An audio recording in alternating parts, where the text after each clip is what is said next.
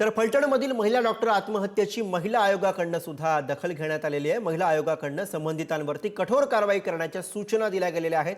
तक्रार दिल्यानंतर सुद्धा मदत का झाली नाही याची चौकशी करण्याचे आदेश महिला आयोगाने दिलेत। फरार आरोपींना तत्काळ अटक करण्याच्या सूचनाही देण्यात आल्यात।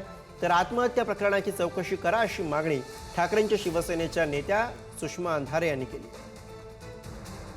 राज्य महिला आयोगाने या घटनेची दखल घेतलेली आहे। यामध्ये दोन्ही आरोपींवरती BNS अंतर्गत गुन्हा दाखल करण्यात आलेला आहे।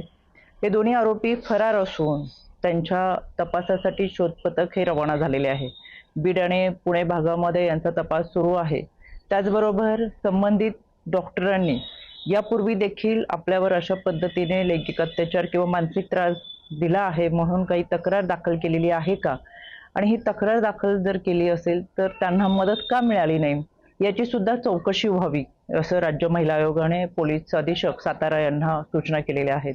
त्या डॉक्टरांनी कंप्लेन करूनही ती सिरियसली घेतल्या जात नाही, म्हणजे रक्षकही भक्षक झालेला आहे।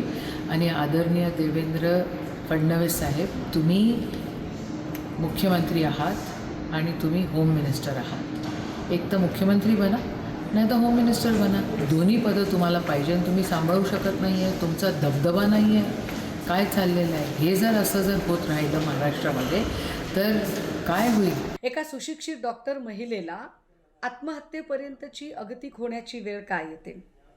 डिपार्टमेंटकडून आम्हाला काही अपेक्षा असतात।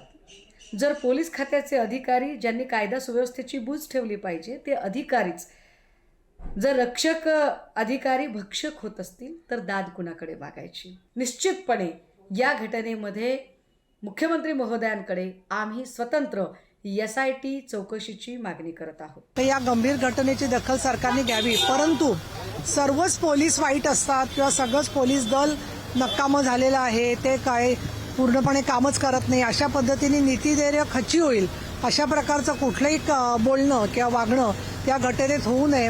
काही अपप्रवृत्ती असतात आणि याद करणाऱ्या पोलिसांच्या पाठीमागे कोण सूत्रधार आहे हे सुद्धा बघितलं गेलं पाहिजे, हे मी पोलीस अधीक्षक तुषार दोशी यांना सांगितलेलं आहे।